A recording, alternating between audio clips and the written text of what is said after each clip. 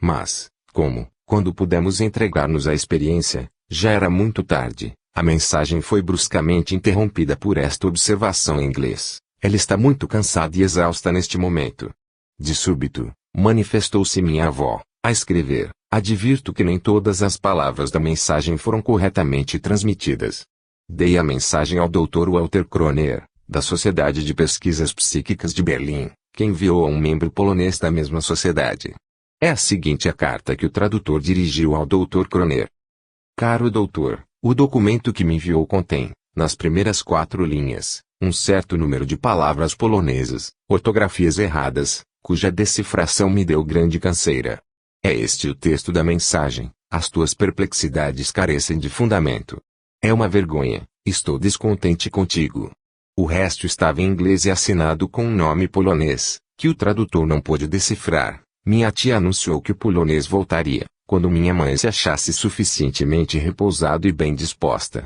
Recomeçamos, em consequência, a vigiar-nos mutuamente, por outras 24 horas. Felizmente, quando estava para ser dada a segunda mensagem em polonês, veio visitar-nos uma amiga, a senhora Fraulein Charlotte von Polentes, que assistiu à experiência e gentilmente firmou o documento seguinte, em que dá o seu testemunho sobre quanto ocorreu. Eu, abaixo assinada, testifico que, na noite de 28 de outubro de 1926, fui visitar o Sr. von Reuter e sua mãe, na residência de ambos, em Berlim. Ao entrar na sala, vi-os sentados a uma mesa sobre a qual estava o indicador. A senhora von Reuter tinha vendado os olhos e pousava 2 dedos sobre o instrumento. O Sr. von Reuter, defronte de sua mãe, pousava 3 dedos sobre o mesmo instrumento. Mal me viu, disse ele, venha aqui transcrever a mensagem. Há alguém que se propõe a escrever em polonês. A mensagem que se segue é a cópia fiel do que transcrevi. Peço notar que a inteligência se deu ao incômodo de verificar uma por umas letras que grafei e, para indicar que estavam corretamente escritas, levava o ponteiro à palavra sim, sabendo bem que nenhum de nós nada conhecia da língua polonesa. Seguem-se as letras da mensagem em polonês, sem estarem separadas formando palavras, porém, aqui adiante a mensagem vai reproduzida, com as palavras separadas umas das outras. Julgo ocioso consignar, perguntou, então, o Sr. von Reuter, em inglês, podes escrever-me em polonês uma palavra destacada. Logo foi ditado, tak. Perguntou ainda ao Sr. von Reuter, a mensagem foi transcrita corretamente. A resposta veio em inglês, é preciso colocar um M no começo da palavra e. O mais está certo. Durante todo o tempo, a Sra. von Reuter se conservou com os olhos rigorosamente vendados. Assinada, Charlotte V. Polentes. Philippstrasse, N. Berlim. NW6. Eis aqui o texto original da mensagem. Tcheja Chezinie Pushino Moji Lepi Episearja Movies e Panskimi Gifachil e Saxuizekni. A tradução é, esta noite não é muito tarde e eu posso escrever mais facilmente. Repito, portanto, que os argumentos deste senhor são falsos. Por ora, nada mais acrescentarei. Como já disse a senhora von Polentes, perguntei à inteligência se queria escrever uma palavra qualquer em polonês e foi ditado tak, que quer dizer sim, conforme depois verificamos. Devem os leitores ter notado a analogia que há entre as duas mensagens, que ambas contêm uma exprobração a mim dirigida, por motivo das minhas dúvidas, sempre renovadas. Desta vez, porém, convenci-me de não mais poder afirmar que, teoricamente falando, não tinham sido eliminadas todas as possibilidades de fraude, visto que nos vigiáramos reciprocamente, desde o momento em que o anunciara pela minha mão, achando-me eu a sós, o seu intento de mandar um polonês escrever na sua língua. Desta vez não mais me restavam pernas de pau sobre as quais continuasse o meu cepticismo a equilibrar-se. Seja dito francamente, depois de obter tantas, tão variadas e copiosas provas, duvidar ainda não seria demonstrar inteligência, mas idiotia. Ob. Cite. Pag. 241 a 245. Estou de pleno acordo com o relator, mesmo quando considera atestado de idiotia e não prova de inteligência, persistir em toda sorte de dúvidas, além do que se possa ter por legítimo e razoável. Entendamo-nos, no caso especial, reconheço legítima a objeção do Dr. Prince, se bem, pessoalmente, ele não duvidasse da honestidade da médium, mas, Do ponto de vista da indagação científica, importa com justiça se reconheça não ser lícito dar o valor de fatos e experiências de tal natureza, enquanto não se achem eliminadas todas as possibilidades de fraude, racionalmente admissíveis nas condições em que as mesmas experiências se desdobraram. Ora, precisamente, as condições em que elas se desenvolvem é que, por sistema, os pedantes da ciência desatendem, ao formularem suas restrições. Eles apanham no ar uma qualquer inocente particularidade, que se lhes preste às insinuações pseudocientíficas, e olvidam circunstâncias de primeiríssima ordem, que lhes contradizem e anulam as elucubrações. Assim, no caso que apreciamos, o Dr. Prince assinalou que, do ponto de vista científico, permanecia a possibilidade de a médium preparar o texto das mensagens em língua que ignorava, mas, ao formular essa objeção, não refletia em que a médium, se sempre que usava do indicador era com os olhos vendados, não podia indicar com o ponteiro móvel do instrumento as letras do alfabeto, nem, ainda menos, fazê-lo ditando com vertiginosa rapidez mensagens especulares, o que quer dizer com as letras invertidas. Não ponderou também que, ainda quando a médium houvesse precisamente decorado textos de xenoglossia, igualmente não teria podido responder, na língua que lhe era de toda desconhecida, a perguntas formuladas no momento, por terceiras pessoas, estranhas à família. Nos episódios que se seguem notar-se-ão outros notabilíssimos incidentes do mesmo gênero. Caso 21. Este outro episódio, em holandês, é notável, sobretudo, pela excepcional extensão da mensagem numa língua que os médiums e os presentes ignoravam. Durante a transmissão do ditado, Florizel von Reuter chegou a adivinhar o significado de certas palavras e fazer, a propósito, algumas observações, em virtude da grande afinidade existente entre diversas expressões holandesas e as correspondentes expressões em inglês, como, por exemplo, ik dank u que, em inglês, é itank eu agradeço-lhe, ou it is late, em inglês it is late é tarde, onzeer well, em inglês veriu eu muito bem. Diz o relator, cerca de uma semana depois do caso acima referido, o espírito guia Nicolau iniciou as experiências, escrevendo pela minha mão que um amigo holandês desejava saudar-me, por intermédio de minha mãe. Logo o indicador começou a ditar, em holandês, uma mensagem que se alongou por 3 páginas de escrita em letras grandes. Boa parte do texto versava assunto de natureza privada e tratava de uma intenção minha ao cujo respeito o comunicante queria dar-me o seu conselho. Daí resulta que tenho de renunciar à publicação dessa parte da mensagem, da qual, entretanto, ainda muito resta para a documentação do texto em holandês. Enviei o documento ao cônsul da Holanda em Berlim e ele gentilmente cuidou de traduzi-lo. São estes o texto original e a tradução. Goeden avond. Oi vaart. Ik ben een vriend. Ik ben verend door te zien, mijn vriend. Gizet goerit. Tradução. Boa noite. Como estás? Sou teu amigo. Estou contente de tornar a ver-te ainda uma vez, caro amigo. Acho-te de vigoroso aspecto. Neste ponto, eu, ignorando houvesse ele escrito que era meu amigo, perguntei, conheceste-me em vida? R. Zeruel. Muito bem. Perguntei mais, quererás dizer-me o teu nome? R. Pieterse. Era esse o nome de um amigo meu, que fora cônsul-geral em Esmirna, P. Estás bem aí onde te achas? R. Idanku, Zeergod. Ikebvoru Senrad, Metul Verlof. Stamige Beditoi. Zauik Minrad Geven. Tradução. Muito bem, obrigado. Se me permitires, desejo dar-te um conselho. Permites? Posso externar a minha opinião? E a mensagem continuou a ser transmitida, longamente. Quando o consulado me fez conhecer a tradução, verifiquei que o texto se referia a uma questão particular que não posso tornar pública. Baste eu declaro que reconheci excelente o conselho que me foi dado. A mensagem ainda continha as expressões seguintes: Geartion vorsistig vorenjar. Foste imprudente há 1 ano, datis onniet elgan. A coisa não pode ir bem, exprekernslive. Falo-te com sinceridade, e que vindet beter. O meu conselho é melhor, já, e coeters e queretis beter. Sim, tenho a certeza de que é melhor, neum sender mal em haste. Doutra feita, age com prudência. E quachou. Previno-te, o estiverstanding, indiem me rádio wilt volgen. Dá-me razão e segue o meu conselho. Spreekligerniet merva, misvrind. Basta, não falemos mais disso, meu amigo, e que moetien. Devo ir-me, Tu ederzins, endermaus ao e quatilanger blisven, aos me vergunde.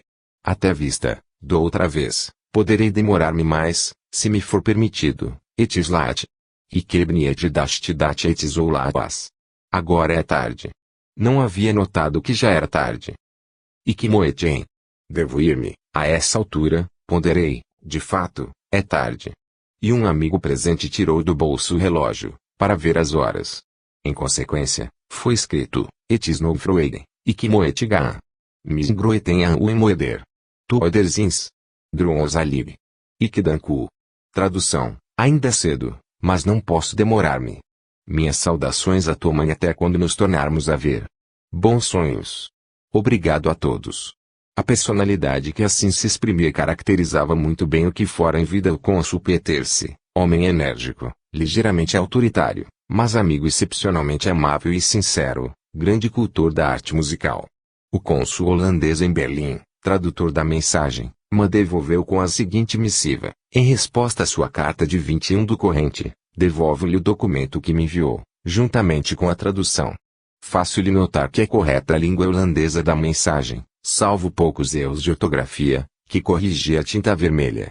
O cônsul G. Peter se dirigia ao consulado-geral de Esmirna. Atenciosamente o saúdo. Segue-se a assinatura, ob. Cit. Pags. 245 a 248. Como eu já disse, a mensagem acima é notabilíssima pela sua extensão. Além disso, caso fosse necessário, serviria também para demonstrar a insensatez de certas hipóteses que têm por base gratuitas insinuações, qual a que se aventurou contra os médiums em questão, dizendo-se que um deles enganava o outro, preparando de antemão os textos das mensagens em línguas que ambos ignoravam. Do ponto de vista científico, lícito é que tudo se presuma, antes de admitir-se a existência de manifestações supranormais de ordem excepcional, mas, unicamente sob a condição de que primeiro haja estudado a fundo, analítica e sinteticamente, toda a série das experiências, quem sobre elas queira emitir juízo. Em o nosso caso, ressalta que nos principais episódios de xenoglossia obtidos pelos Reuter, há respostas provocadas por observações de terceiras pessoas.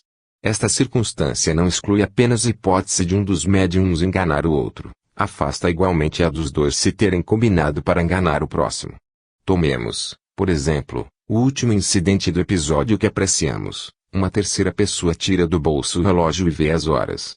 Logo a entidade comunicante, que erroneamente dissera já ir muito avançada a noite, retifica a sua afirmação, dizendo, ainda é cedo, mas não posso demorar-me. Aí está a sua resposta, que, conseguintemente, não podia ter sido prevista, nem, portanto, preparada por qualquer deles, ou pelos dois. E tudo isso sem levar em conta que, com os olhos vendados, a ninguém será possível escrever, apontando as letras do alfabeto com ponteiros do indicador, nem, ainda menos, fazê-lo ditando invertidas as palavras, de modo a só poderem ser lidas com auxílio de um espelho onde elas se reflitam. Caso 22. O episódio seguinte é dos mais importantes da série que estamos considerando e, talvez, um dos mais importantes da classe inteira dos fenômenos de xenoglossia. Não obstante ser longa a narrativa, reproduzi-la-ei quase integralmente. Refere-o, assim, Florizel von Reuter, desta vez, disponho-me a fazer soar a trombeta mais forte, a favor da hipótese espirítica, porquanto o caso que vou relatar, segundo declaração do próprio Dr. Walter Prince, satisfaz aos mais exigentes reclamos da pesquisa científica. Em data de 14 de fevereiro de 1927, manifestou-se uma inteligência que declarou em inglês: posso escrever numa língua que não conheces. Convidei-a a fazê-lo e imediatamente foi ditada uma série de palavras, entre as quais esta, Saíbe, que me fez presumir se tratasse da língua indostânica. Ansioso por dar testemunho de uma experiência qual a do recebimento de uma mensagem em indostânico, língua de que nem eu, nem minha mãe fazíamos a mais remota ideia, supliquei a inteligência que voltasse naquela mesma noite, pois desejava convidar algumas pessoas para assistirem ao trabalho. Combinamos reabrir a sessão às 21h30. Vieram presenciá-la a Condessa P. e o Barão Friedrich von Undes u König-Warthausen, que assinaram a respectiva ata. Na noite seguinte, voltou a mesma inteligência e de novo escreveu na língua de que anteriormente se servira. Antes de despedir-se, informou em inglês: sou francês. Quando me conheceste, eu me chamava Pedro. Eu e minha mãe exaurimos o cérebro, a querer lembrar-nos de algum Pedro que houvéssemos conhecido. Só conseguimos recordar-nos de um indivíduo que tinha esse nome, o célebre escritor francês Pierre Loti, com quem me puseram em relações quando, na qualidade de menino prodígio, andei a dar concertos em Constantinopla. A esse tempo, achava-se ali, no porto, um cruzador francês cujo comandante era Pierre Loti, que me convidou para um lanche a bordo da sua nave. Ninguém ignora que Pierre Loti era profundo conhecedor das línguas orientais, pois passara a maior parte da sua vida nos mares do Oriente. Assim sendo, parecia racional que ele realmente houvesse ditado a escrita que conseguimos, em língua oriental. Enviei o texto da mensagem a Sir Conan Doyle, pedindo-lhe o favor de submetê-la a alguém que ele soubesse versado na língua indostânica. Cabe-me referir aqui o incidente mais curioso do caso em apreço. Como já disse, eu estava quase certo de que a língua da mensagem era indostânica. Pois bem, cerca de 3 semanas depois de tê-la obtido, sonhei que me encontrava com um persa, ao qual mostrei a mensagem, tendo-me ele afirmado que aquela língua não era indostânica e sim persa. Exemplo de sonho com impressão supranormal verídica, transmitida simbolicamente. Passados alguns dias, Sir Conan Doyle me escreveu, para informar que a mensagem continha algumas palavras indostânicas e que, provavelmente, se tratava de uma das 24 línguas faladas na Índia. No dia seguinte, pus distraidamente a mão no indicador, que logo escreveu, em francês, dirige-te ao consulado persa em Berlim. Perguntei quem estava presente e me foi respondido, Pedro. Em seguida, o instrumento escreveu, Saíbe é realmente palavra persa. Eu, porém, não sou profundo conhecedor dessa língua, que estudei como viajante. Perguntei se quem se manifestava era com efeito Pierre Loti e eles responderam afirmativamente. Entabulamos, então, interessante conversação sobre coisas do passado. Antes dessa conversação, eu enviara uma cópia do texto ao gabinete dos intérpretes oficiais, de Berlim, pedindo certificassem qual a língua em que aquele documento estava escrito, se indostânica, se arábica, se persa. 2 dias depois, tive a resposta, aquela língua era persa, mas persa falado na Índia. Com essa resposta, veio a tradução integral da mensagem, tradução que, em seguida, foi confirmada pela que recebi do consulado persa em Berlim, exceção feita de algumas palavras que não puderam ser decifradas, provavelmente porque o idioma em que a aludida mensagem se achava escrita era uma mistura do persa e do indostânico. A esse respeito, Pierre Loti observou que os senhores do consulado não se tinham mostrado muito inteligentes e nos forneceu, ele próprio, a tradução correta da mensagem, a fim de que fosse publicada no meu livro. Tradução essa que posteriormente o gabinete dos intérpretes de Berlim verificou e confirmou. Acrescentou ele, ao demais, diversas palavras persas, que foram a seu turno verificadas. Reproduzo aqui o texto, seguido da tradução, lembrando que, enquanto não a tivemos em nosso poder, ignorávamos se as nossas perguntas haviam sido, ou não, respondidas corretamente. 14 de fevereiro de 1927, às 7 horas da noite. Depois de haver anunciado ser-lhe possível escrever em língua que desconhecíamos, ditou Pierre Loti, Assalamu alaikum, Sahib. Bom dia, senhor, P. Escreves em indostânico. R. Nashar Bishoda. Tradução literal, não, meu Deus. Provavelmente esta é uma expressão mística ou idiomática oriental, usada em lugar de não, P. Conhecemos-te em vida. R. Mundatiaste. Há muitos anos, tendo pedido à inteligência que escrevesse mais, foi ditado, Salem Modar Salem Pisar. Saúdo a mãe, saúdo o filho. Depois, a palavra basta, foi escrita 2 vezes e cessou a conversação. Às 9h30 da mesma noite, recomeçou a sessão, estando presentes, como testemunhas, a condessa P e o barão Friedrich von Konig. Os dois Reuter puseram a mão sobre o indicador, sem olharem para ele, enquanto funcionou. P. Estás presente. R. Bali. P. Bali é uma palavra. R. Bali, Sahib. E o ditado continuou assim, Chidamati Bamandaride? Que queres de mim? Nesse ponto, observei, Bali, provavelmente quer dizer sim. R. Rastimigid. Tens razão, barão von Konig, escreveste 2 palavras. R. Bali sim, P. Conhecemos-te em vida. R. Mundatiaste bistsal. Há 20 anos, Condessa P. Que língua é esta? R. Este Falcon. Deverá ser, Steve Salcon. Cabe-vos investigar, Condessa P. Não quererás dizer-nos de que país é? R. Em inglês, não, porque desejo que procedais a investigações. FV. K.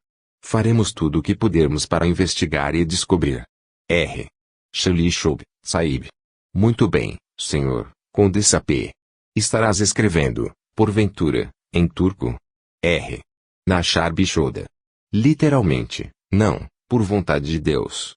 Também esta, provavelmente, é uma piedosa expressão oriental. FV. K. Será persa. R. Istifalsal. Devera ter escrito, Istifsal. Investiga. Notarei que foi feita uma tentativa para corrigir o erro ortográfico. FV. K. Por favor, escreve mais. R. Basaste. Por hora basta. FV. Y. Voltarás? R. Namidanam. Não sei, o barão von Koenig pergunta. Dar-se-á venhas frequentemente ao Luxemburgo? R. Não, foram ditados os números 15 e 2. FV. K. Quererás porventura dizer que tornarás a vir no dia 15 do segundo mês do ano? R. Bali. Sim. P. Às 9 da noite. O ponteiro do indicador para sobre o não. P. Às 7 da noite. R. Naminadam. Não sei. Os abaixo-assinados atestam que o exposto acima, neste documento, é a narrativa exata do que ocorreu. Assinados, Florizel von Reuter Friedrich Carlo, Frenerhus und Zukonig Wartausen, sessão de 15 de fevereiro, às 7 da noite, o indicador escreve, Selambacham. Bom dia, rapazes, banda, Tibajarbikman. Que desejais que eu faça? Bibit Zircon. Ocupai-vos sempre com isto que é novo. Provavelmente, uma expressão persa proverbial, pedi à inteligência que escrevesse mais algumas palavras, pois que isso era para mim de grande interesse. R. Shali min num ishu mastan. Sou-te muito obrigado, ou, agradeço-te, sem saber o significado das palavras que acabavam de ser escritas, respondi, agradeço-te. R. Xiniste. De nada, P. Quererás dizer-me como se escreve, agradeço-te. R. Em inglês, já o escrevi. Daí continuou assim a escrita oriental Salgunasta Atigunasta. Expressão proverbial, o tempo muda e com ele mudam as condições. Perguntei, que significa esta última frase? R. Em inglês, uma sentença. Pergunta minha mãe, então, um provérbio? R. Bali, Mensaib.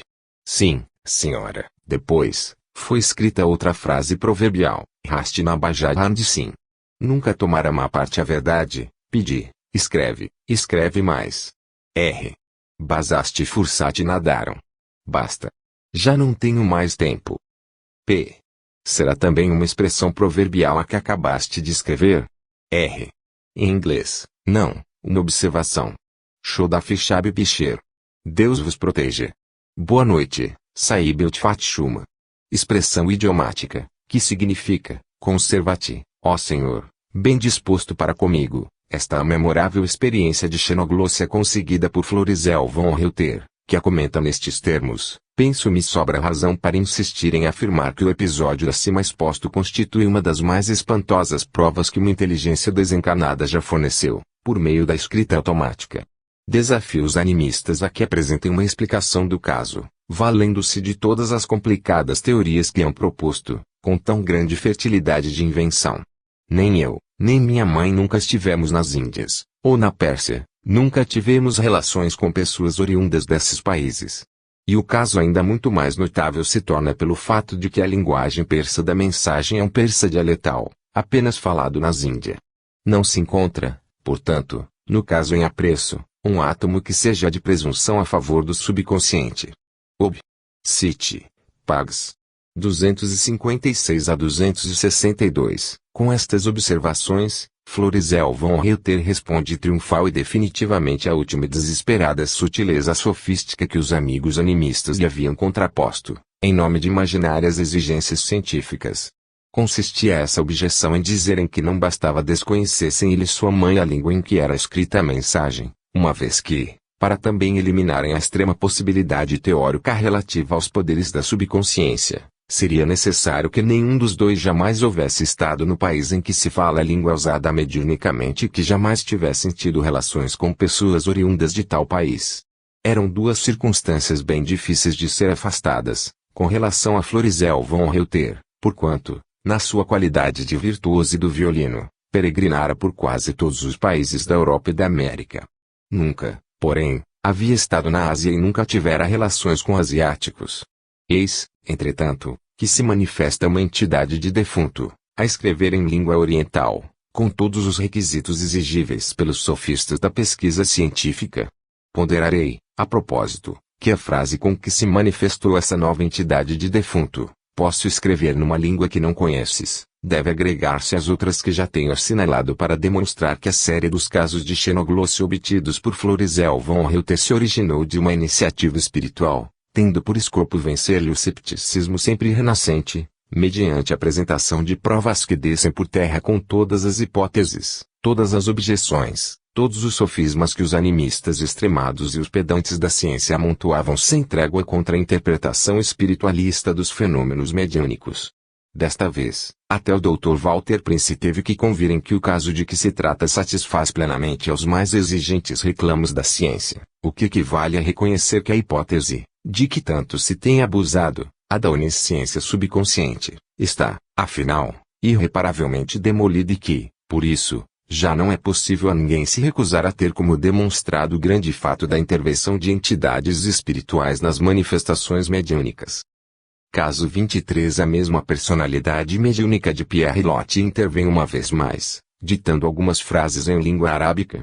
A 4 de setembro de 1927, os dois Reuter foram para a casa de campo de Sir Conan Doyle, a fim de passarem alguns dias, e lá se deram importantes episódios de identificação espirítica, que o notável escritor inglês relatou numa conferência, em que se referiu nestes termos à mensagem obtida em árabe. Acrescentarei, finalmente, que conseguimos uma longa mensagem na língua árabe, língua que todos os presentes desconheciam. Enviei o documento ao meu amigo Major Mariotti que, profundo conhecedor desse idioma, verificou impecável o árabe da mensagem. Florizel von Reuter, depois de se reportar à conferência de Sir Conan Doyle, diz: importa completar a informação de Sir Arthur Conan Doyle, citando as frases árabes de que se trata. Faço notar que esta nova língua foi a 15ª que obtivemos com o indicador. É o seguinte o texto em árabe, acompanhado da tradução feita pelo Major Mariotti, na Arkun Sadiacitat. Possam transcorrer felizes os teus dias, ó Senhora, na Arkun Sadiacitat Jabat. Possam transcorrer felizes os teus dias, ó guarda da porta do Orqueiper. A propósito desta última frase, dita com referência ao médium, observa o narrador, essa expressão, singularmente espiritualística, parece ter extraordinário significado. Nesse ponto, disse-eu a Sir Conan Doyle que dirigisse uma pergunta ao comunicante, Sir E.C.D. Podes dizer-me quem és? R. Aiwa. Ismi Pierre. Anadir. Sim, o meu nome é Pierre. Sempre a vossas ordens, Sir E.C.D. Podes dizer-me o significado da palavra Bindi? Era esta a única palavra árabe que Sir E.C.D. conhecia e que significa filha, R. Binti Nabijibni Kestir Yaksara. Nossa filha será fonte de grande felicidade para nós. Em seguida, a inteligência escreveu em inglês, a força está faltando rapidamente. Depois, ditou, Lalete Kunsaid. Eu ando bilá. Possa transcrever alegre noite para todos vós. Deus seja louvado, observa o relator. A mais notável particularidade deste texto árabe, sem falar no fato de não haver jamais minha mãe, em toda a sua existência, ouvido-o na palavra em árabe, consiste no deliberado emprego de uma sentença, em que entra a palavra bint filha, como resposta à pergunta de Sir Conan Doyle. A inteligência houvera podido limitar-se a traduzir o vocábulo, preferiu, porém, o método indireto de responder, compondo no momento uma sentença linguisticamente impecável. O caráter ligeiramente ambíguo da sentença parece indicá-la como aplicável à minha mãe, no sentido de um cumprimento pela missão de médium a que ela se consagra. Quanto ao nome Pierre, revela a presença da mesma entidade que anteriormente escrevera em língua persa. Ob. Cite. Pags. 316 a 318, por minha parte, assinalarei que, Tanto no caso acima exposto, quanto no que o precedeu, as testemunhas dirigiram por conta própria perguntas à entidade que se comunicava e obtiveram respostas em línguas que elas ignoravam, o que, teoricamente, resulta importante, por eliminar as hipóteses de fraude a que antes aludimos e consistente em um dos médiums enganar o outro, ou em estarem ambos combinados para enganar o próximo, preparando previamente, em língua ignorada, o texto a ser ditado na sessão. Repito que tudo se pode insinuar, em honra dos severos processos de pesquisa científica. Entretanto, se, no caso em que nos ocupamos, resulta evidente que as personalidades mediúnicas responderam, sempre corretamente, em língua que todos ignoravam, a perguntas improvisadas por terceiros, indubitável então é que nenhum preparo prévio houve, porquanto a ninguém é possível preparar antecipadamente textos de respostas a perguntas que se não podem prever. Caso 24. Os 8 últimos episódios que temos apreciado foram tirados todos de um só livro de Florizel von Reuter, Psychical Experiences of a Musician. Este agora, pertencente à mesma série, toma outra obra sua, Te Consoling Angel, onde ele refere ao memorável caso de identificação pessoal da defunta tia Jordan, que chegou a fornecer, sobre a sua vida, mais de 300 pormenores verídicos, ignorados, em sua maioria, assim pelos presentes, como pelos ausentes. E essa personalidade de defunta, que demonstrou especialíssimas aptidões para se comunicar mediunicamente com os vivos, não se satisfez com provar, de modo exuberante, a própria identidade, pôs-se à disposição de outros defuntos inábeis para se comunicarem diretamente. Foi assim que, numa de tais ocasiões, transmitiu foneticamente as palavras de um defunto, proferidas em língua que ela desconhecia. Relata Florizel von Reuter. No dia 22 de julho de 1928, estávamos em Ipswich, onde realizamos uma sessão na presença de alguns membros da Society for Psychical Research, entre os quais o seu presidente, Major Bianes, e o seu secretário, Sr. Badbrook. A tia Jordan se manifestou logo, transmitindo aos experimentadores convincentes mensagens de além-túmulo. Depois, anunciou, está aqui um espírito a falar numa algaravia que ninguém entende. Diz, por exemplo, para Zatanstay, dizendo isso, assume uma atitude respeitosa. Não compreendo. Acrescenta ele lá Labadiana 2 palavras, em seguida, qualquer coisa que me soa como, Zuponesir, e mais, Ponai. Agora, diz, Nianão, Taipé sim. Observa o relator, esforçamo-nos inutilmente por descobrir de que língua se tratava. Nesse meio tempo, a tia propôs suspendêssemos a sessão e a reabríssemos mais tarde. Ponderamos que mais tarde não seria possível, que, então, nos reuniríamos no dia seguinte, às 12 horas. No dia 23 às 12 horas, reunimos-nos, com efeito, em sessão, achando-se presente, como na véspera, o Major Barnes. A tia se manifestou imediatamente, anunciando, está de novo aqui o espírito de ontem. Indica com a mão um instrumento mediúnico e pronuncia uma palavra que soa, Surazikit. P. Não será um japonês? R. Não tem aspecto de japonês. Diz-lhe agora peso pratal. O seguir, pratal. Depois, labu diena labu makara. Repete, labu makara, e move a cabeça, acenando para a palavra diena. Diz, labai mulanu, e sorri. Agora acena com a cabeça. Perguntei o que deseja e respondeu, Nizu pratal. Aponta para o senhor que escreve, dizendo, Miels Drauge Surazikit. Depois, aponta para mim e diz, Kaptanstay. Não está completa a frase. Esperem. Não falem. Sekasi. Mostra-se satisfeito e me diz, Asiu. De vez em quando, repete, Asiu Tansta. Diz agora, Zupones e Epone do Okit. Labudiena Viziens. Estas duas frases vão juntas, de Okit Labudiena Viziens. Acena com a cabeça, dizendo Asiu. Pondera o relator. No momento em que a mensagem era transmitida, nenhum de nós tinha mais longínqua ideia sobre a identidade de tão misteriosa língua. Era a primeira vez que obtínhamos a transmissão fônica de uma língua que ignorávamos, por intermédio de um espírito guia. De todas as outras ocasiões, a inteligência comunicante transmitia diretamente, sem intermediários, a língua em que se exprimia, o que, naturalmente, simplificava a transmissão. Neste caso, ao invés, a tia era obrigada a escutar atentamente as palavras do espírito, para depois as repetir foneticamente, sem compreender o que transmitia. Tentei diversas vezes desvendar o mistério da desconhecida linguagem que obtivéramos, dirigindo-me a pessoas competentes, mas sempre inutilmente. Já um ano passara, quando me veio à lembrança enviar o texto ao professor Ansdreich, célebre biólogo e filósofo de Leipzig, pedindo-lhe que o submetesse a algum de seus doutos colegas da universidade. 2 dias depois, respondeu-me ele assim: submeti a mensagem ao professor Juncker, que logo me disse tratar-se, provavelmente, de uma língua báltica, mas que nada me podia afirmar em definitivo. Assim passei a mensagem ao professor Gerulis, especialista em línguas bálticas. Ele imediatamente reconheceu que o texto se acha escrito em língua lituana, acrescentando que fora ditado num lituano foneticamente impecável. O professor Driesch juntou à carta a seguinte nota elucidativa, formulada pelo professor Gerulis: o documento está escrito em língua lituana e em forma antiquada de 50 anos pelo menos. Foi ditado foneticamente de modo tão perfeito, que impossível seria um alemão ou um inglês fazê-lo tal qual. Assim, por exemplo, a substituição de V por um M na palavra Makara, de preferência Vakara, só é compreensível para um lituano.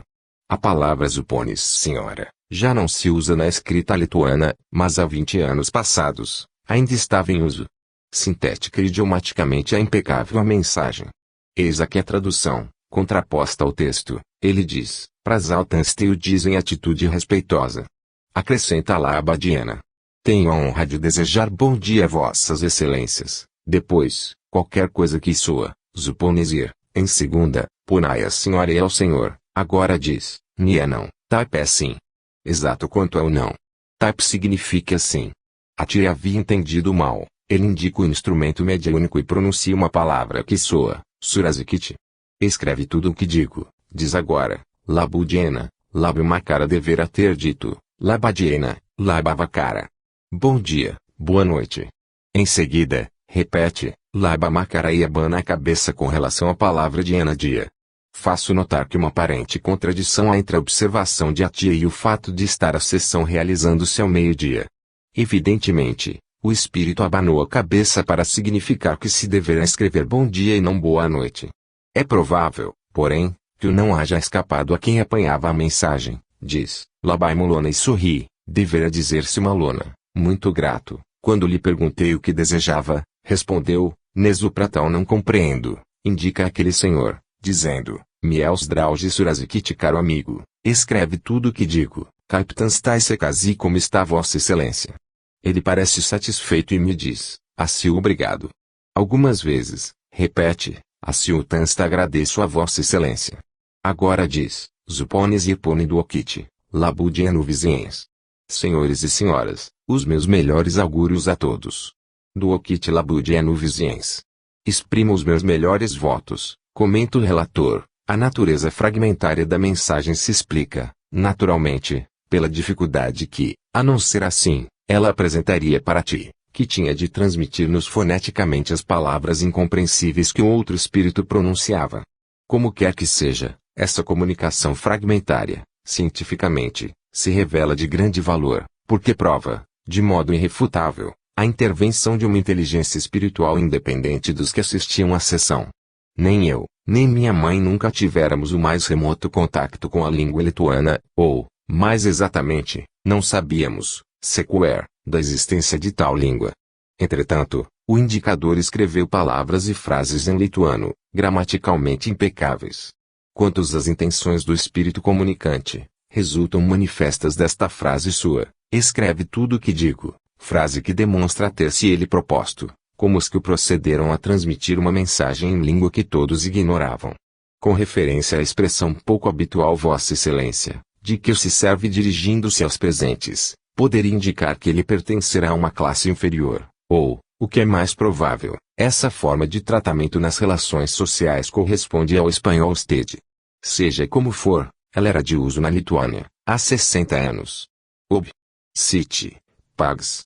82 a 87, do ponto de vista espiritualista, é, em verdade, muito sugestiva a forma invulgar de tríplice transmissão, pela qual uma entidade espiritual transmite foneticamente ao médium a conversação incompreensível que com ela trava outra entidade espiritual.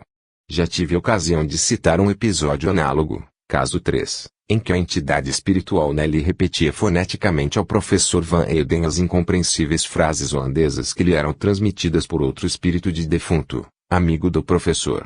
Há, porém, a diferença de que, naquele episódio, a transmissão se dava oralmente, enquanto que, no caso ora considerado, ele se verificava psicograficamente.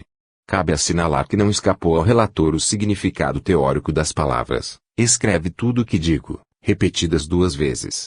Tais palavras, como todas as análogas que anteriormente assinalei, estão a mostrar que aquela transmissão tríplice de uma mensagem em língua que todos os presentes ignoravam se deve considerar intencionalmente preparada no além, sempre com o objetivo de provar, por forma irrefutável, a realidade da intervenção dos defuntos nas manifestações mediúnicas. Outra circunstância muito sugestiva no mesmo sentido ressalta da observação do professor Gerulis, a de que a transmissão fonética daquelas frases em lituano era tão perfeita, que quase impossível seria um alemão ou um inglês fazê-la tal qual e que a substituição de um V por um M na palavra Makara só era compreensível para um lituano, o que tende a demonstrar que quem se manifestava era mesmo o espírito de um lituano. A reforçar grandemente essa indução, a outra observação do mesmo professor, que a palavra zupones senhora, já se não usava na língua lituana, mas que há 20 anos atrás ainda estava em uso, acrescentando que a forma da mensagem é antiquada de, pelo menos, 50 anos, bem como a expressão Vossa Excelência nas relações sociais. Segue-se que tudo concorre para fazer presumível que quem se manifestava era um lituano morto havia meio século. Estas considerações indubitavelmente assumem não pequeno valor cumulativo, em prol da hipótese espirítica. Não se deve, contudo, olvidar que, no caso em questão, como nos anteriores, a prova crucial a favor da interpretação espiritualística dos fatos, a prova capaz de arrasar todas as hipóteses, todas as objeções, todos os sofismas dos animistas mais extremados é sempre a que se acha implícita no grande fato de as personalidades mediúnicas se exprimirem em línguas que todos os presentes ignoram. Com o episódio de que tratamos, termina a série dos casos de xenoglossia extraídos por mim dos livros de Florizel von Reuter, que contém uma quinzena deles. Essa magnífica série de episódios obtidos por um só experimentador e produzidos por iniciativa das personalidades mediúnicas, com intento determinado da parte delas, é única em toda a classe dos fenômenos de xenoglossia. Como se há de ter notado, na série a que me refiro, cada um dos episódios é corroborado pelos testemunhos das pessoas que os presenciaram e das que se prestaram a coadjuvar as pesquisas sobre os fatos. Dentre estas, algumas se destacam, possuidoras de nomes insignes, quais Sir Conan Doyle e o eminentíssimo biologista filósofo Hans Driesch. Também é de notar-se que os episódios a que aludo sofreram todos a inexorável análise crítica do presidente da Society for Psychical Research de Londres, o Dr. Walter Prince. Pelo que concerne à genuinidade intrínseca das transmissões mediúnicas em línguas ignoradas, já foi ponderado que, em quase todos os episódios citados, figuram, formuladas pelas personalidades mediúnicas, respostas provocadas por perguntas que lhes dirigiram alguns dos que participavam das experiências, circunstância que exclui qualquer modalidade de fraude da parte dos médiuns, visto que estes não poderiam preparar antecipadamente, em línguas que ignoravam, respostas a perguntas inconjeturáveis. Isto mesmo, sem levar em conta que a ninguém é possível, com os olhos vendados, escrever, indicando as letras do alfabeto com ponteiros do indicador, e, menos ainda, ditar mensagens em palavras invertidas, ou especulares. Fica, pois, demonstrado que a série dos episódios acima apreciados representa material científico de primeira ordem e, assim sendo, dever-se-á supor que tenha suscitado instrutivas e fecundas discussões no campo metapsíquico. Muito pelo contrário, nada disso se deu. Essa admirável série de casos de xenoglossia, capaz de por si só resolver a grande questão da procedência dos fenômenos, passou despercebida, sem suscitar discussão de espécie alguma. Como explicar o fato? Tenho para mim que, aí, a causa principal da falta de reconhecimento do valor de tais experiências se deve imputar à fragilidade da crítica no meio metapsíquico. Com efeito, as revistas dos grandes institutos ingleses, franceses e norte-americanos delas não falaram em absoluto. Quanto às maiores revistas espiritualistas, estas o fizeram, mas de modo tão inadequado, lacunoso, inconcludente, que não lograram chamar a atenção dos competentes sobre o valor de tais experiências. Quer dizer que, Se as grandes revistas metapsíquicas se comportaram mal a esse respeito, o mesmo se deve afirmar dessas outras revistas. E, o que é pior, esse deplorável proceder dos críticos é consuetudinário e geral. A consequência vem a ser que, depois de lida meia dúzia de linhas sobre o aparecimento de um livro, não se fica sabendo se este merece ou não uma leitura. Não é, pois, de causar espanto que os bons livros passem despercebidos, confundidos e perdidos na massa enorme das obras inúteis. Precisa de uma reforma a importantíssima seção consagrada ao registro dos livros nas revistas metapsíquicas, a fim de que, dos que o mereçam, publiquem elas um resumo amplo e fiel. Tudo isso é óbvio e deveria considerar-se encargo de qualquer revista científica. Entretanto, a quem escreve jamais sucede ler uma notícia de seus livros, revestida desses requisitos. Basta, volvendo ao assunto, resta-me formular uma singular e interessante observação. Conforme se há visto, por unânime consenso dos tradutores das mensagens de que aqui se trata, os textos, fônicos e psicograficamente escritos em línguas que os médiuns e os presentes ignoravam, foram todos considerados corretos e, até, declarados impecáveis. Carecem de importância ligeiras e raras trocas de letras, tanto mais que devem a miúde lançar-se à conta da dificuldade de acompanhar, quem escreve, o movimento do ponteiro do indicador, quando rapidamente assinala os sinais alfabéticos. Pois bem, é curioso notar-se que, se tal acontece quando se trata de línguas que os médiuns totalmente ignoram, o mesmo já não se dá quando estes conhecem parcialmente as línguas mediunicamente empregadas.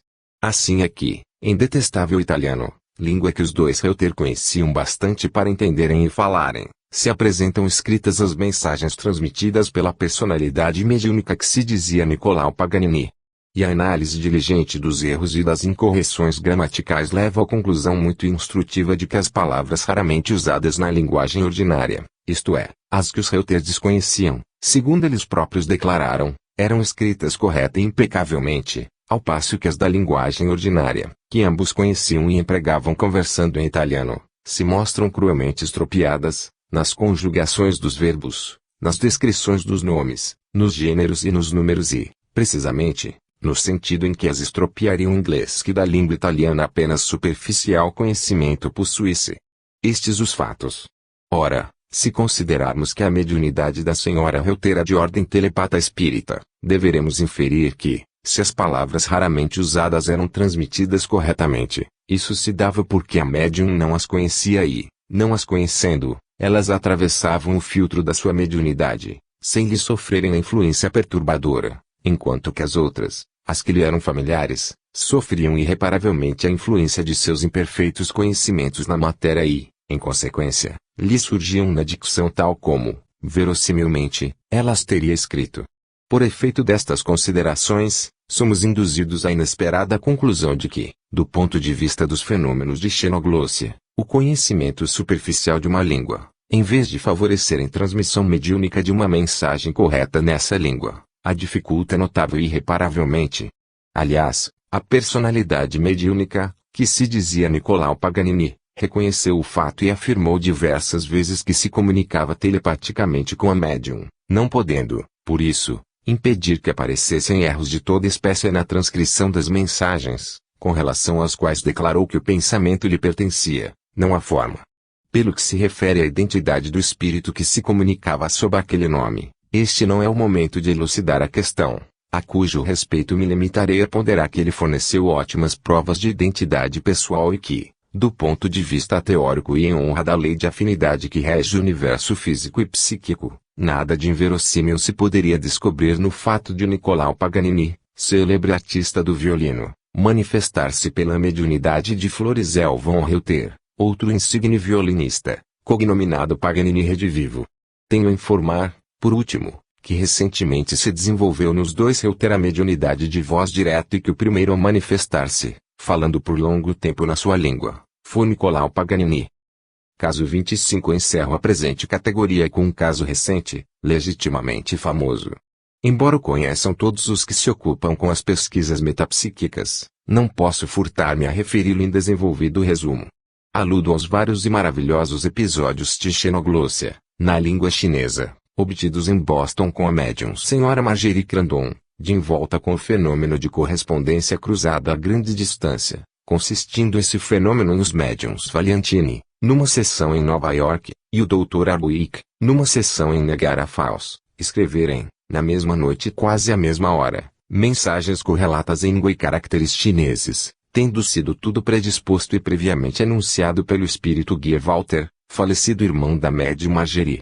No episódio que se vai ler, a correspondência cruzada, com o médium de Niagara Falls, Dr. Arbuik, faltou, mas, foi obtida com o médium Valiantini, em Nova York.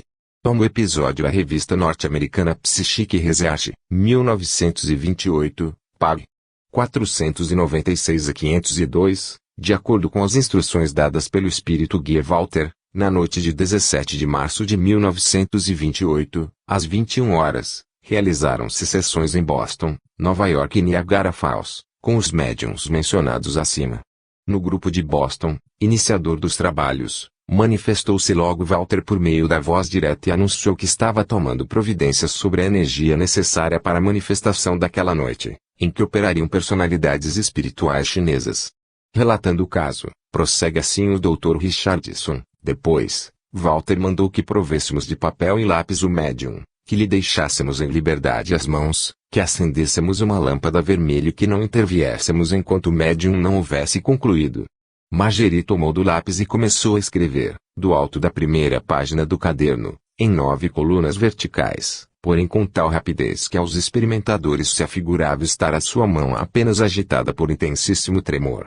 O tempo mais longo empregado em escrever uma das tais colunas foi somente de 17 segundos e de 12 segundos o mais breve. Quando, às 21h33 terminou a sessão, examinou-se a folha escrita, verificando-se que se não tratava de garatujas informes e sim de caracteres que tinham toda a aparência dos caracteres chineses.